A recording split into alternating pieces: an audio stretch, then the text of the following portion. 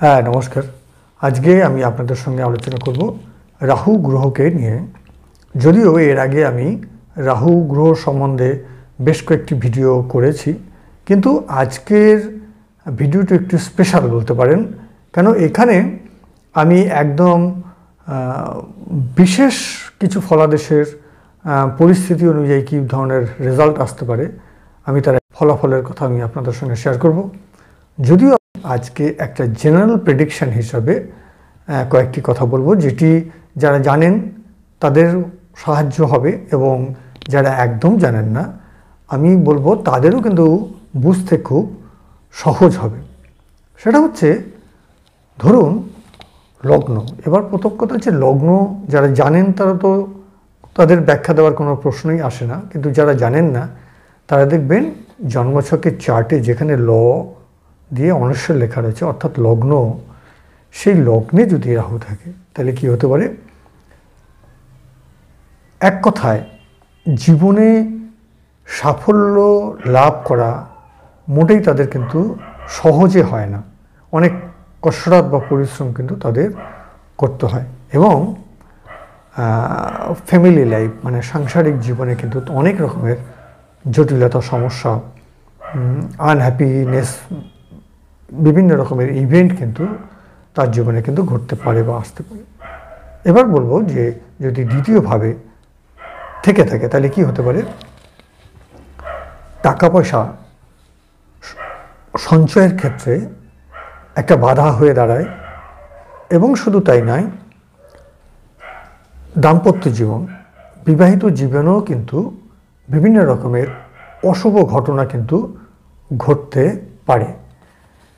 তাহলে প্রথম এবং দ্বিতীয় নিয়ে আপনারা এগুলো নোট করে নিন। এবার আসছি তৃতীয়ভাবে যদি থাকে, অবস্থান করে রাহু, তাহলে ভাইদের সঙ্গে, ভাই বোনেদের সঙ্গে সম্পর্ক খুব একটা ভালো যায় না।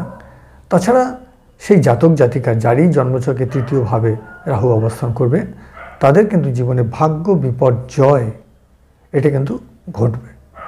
তাহলে জীবনে তাদের কিন্তু ডেভেলপমেন্ট করা বা প্রোগ্রেস করা তাদের ক্ষেত্রে কিন্তু অসুবিধা হতে পারে। এবং শুধু তাই নয়, তার পিতার দিক থেকেও কিন্তু নানা রকমের অপ্রীতিকর ঘটনা বা অশুভ ঘটনা ওই জাতক জাতিকা কিন্তু সম্মুখীন হতে পারে।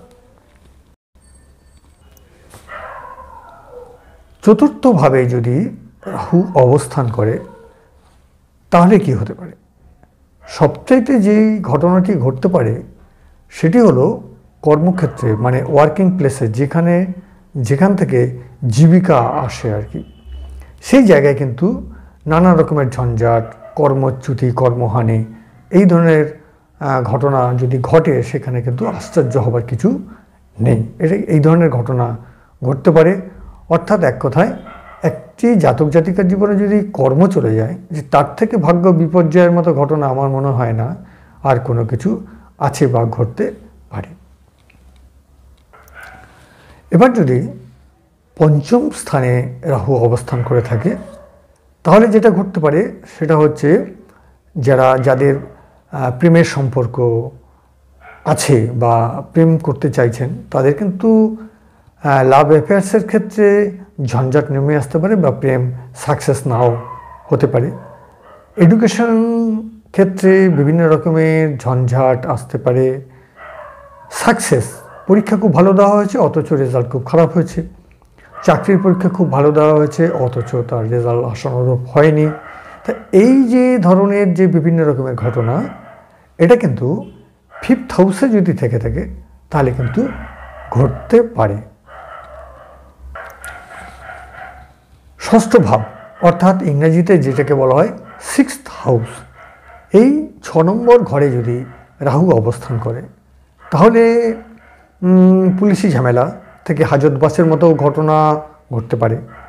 এবং শুধু তাই নয়, ওই পিরিয়ডে যদি ষষ্ঠপতির দশা চলে তাহলে নানা ধরনের রোগ ভোগের শিকার কিন্তু হতে পারে।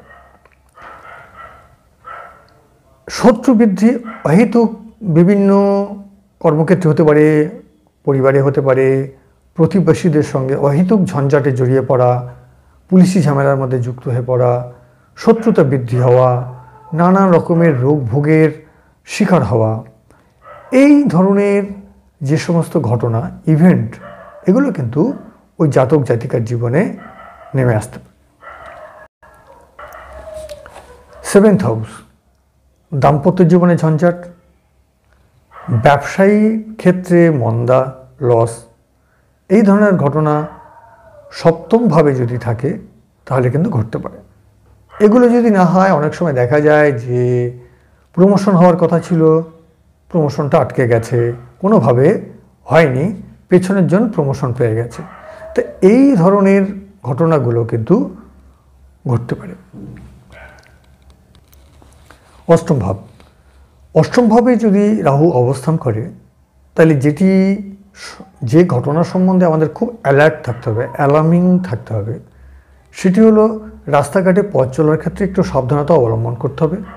অর্থাৎ অ্যাক্সিডেন্ট ঘটার কিন্তু একটি সম্ভাবনা থাকে, এবং সেটি তখনই হতে পারে যদি সেই সময় জাতকের অষ্টম ভাবের অধিপতির যদি দশা চলে, বা দেখা গেল যে অষ্টম ভাবের অধিপতি যদি পাওয়ারফুল হয়ে এই রাহুর সঙ্গে কানেক্টেড হয়ে যায়, তাহলে কিন্তু এই ধরনের ঘটনা কিন্তু ঘটতে পারে।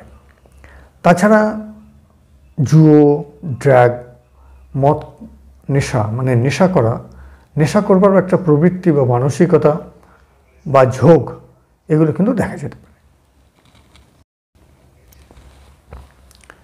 প্রত্যেকটা মানুষ নিজের জীবনে সে কিন্তু সুনাম আশা করে, তাই 9th হাউসে যদি রাহু থেকে থাকে তাহলে সবচেয়ে যেটা ভয় সেটি হচ্ছে জীবনে সুনামটা কালি লেগে যেতে পারে, অর্থাৎ বদনামের ভাগিদার হতে পারে। কোনো কিছু না করেও কিন্তু বদনাম জুটতে পারে। পিতার সঙ্গে একটি মানসিক দূরত্ব তৈরি হতে পারে, বা পিতার সঙ্গে নানা রকমের মতবিরোধ থেকে দ্বন্দ্ব, এই ধরনের ঘটনা কিন্তু ঘটতে পারে। 10th হাউস, আপনারা জানেন যে দশম ভাব হলো কর্মের ভাব, পিতাও দশম ভাব থেকে বিচার করা হয়।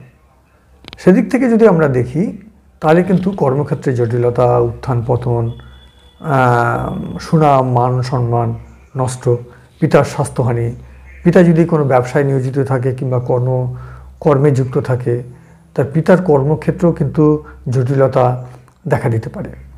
তাই দশমভাবে রাহু থাকলে কিন্তু এই ধরনের ঘটনা জেনারেলি কিন্তু সম্ভাবনা বেশি। যদি একাদশভাবে থেকে থাকে তাহলে যেটি সবচেয়ে বেশি সম্ভাবনা, সেই জাতক জাতিকার নিজের মধ্যে কিন্তু একটা আত্ম অহংকার বা ভ্যানিটি, এই ধরনের ক্যারেক্টার কিন্তু প্রকাশ পায়। তার ফলে কি হয়, সকলের থেকে তার একটা দূরত্ব তৈরি হয়, বিভিন্ন ধরনের অপ্রীতিকর ঘটনা তার জীবনে কিন্তু নেমে আসতে পারে, প্রাপ্তিতে বাধা আসতে পারে। তবে 11th হাউসে রাহু কিন্তু অনেক সময় ভালো রেজাল্ট দিয়ে যায়, ফটকা এগুলোতে যেমন পেতে পারে, তেমনি জোর নেশায় কিন্তু তার অনেক ক্ষতিও হতে পারে। 12th হাউস দ্বাদশভাবে যাদের থাকে তাদের বিদেশ যাত্রা, মানে বিদেশে যাওয়ার কিন্তু একটা সুযোগ থাকে, সেটা ভ্রমণে হোক কিংবা কর্মসূত্রেই হোক। তাহলে বিদেশ যাত্রার একটা যোগ কিন্তু দ্বাদশভাবে রাহু থাকলে কিন্তু ঘটে। এছাড়া আর যেটা হয়, অহেতুক অপচয়, চোখের সমস্যা দেখা দিতে পারে। এই ধরনের মানুষ কিন্তু একটুখানি স্বার্থপর হয়, মানে নিজের বিষয়টা তারা খুব ভালো বোঝে বা বুঝে নিতে চেষ্টা করে, ফলে অন্যের থেকে তারা একটু আলাদা হয়। হিসেব ছাড়া যে খরচ, মানে অমিত ব্যয়টা, মানে যেখানে 10 টাকা খরচা করলে হতো, উনি সেখানে 110 টাকা খরচা করছেন। তো এই ধরনের ঘটনা একজন জাতক জাতিকার জীবনে কিন্তু ঘটতে পারে। তাহলে এতক্ষণ পর্যন্ত আপনাদের সঙ্গে রাহু কোনভাবে থাকলে পরে কী ধরনের ইভেন্ট জেনারেলি হতে পারে, তার ইভেন্টগুলো তার জীবনে নেমে আসতে পারে, তা নিয়ে একটি সংক্ষিপ্ত আলোচনা আপনাদের সঙ্গে আমি শেয়ার করলাম।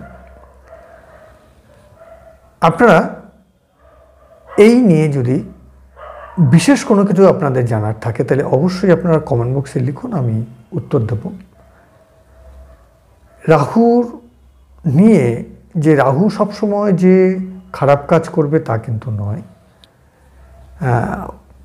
অনেক ভালো কাজও কিন্তু রাহুর দ্বারা ঘটে। তা আজকে এই ছোট্ট ভিডিওতে রাহু নিয়ে আপনাদের সঙ্গে কিছু তথ্য শেয়ার করা হলো। তাহলে বন্ধুরা আজকে এখানেই শেষ করছি। নমস্কার, ধন্যবাদ, সবাই ভালো থাকবেন।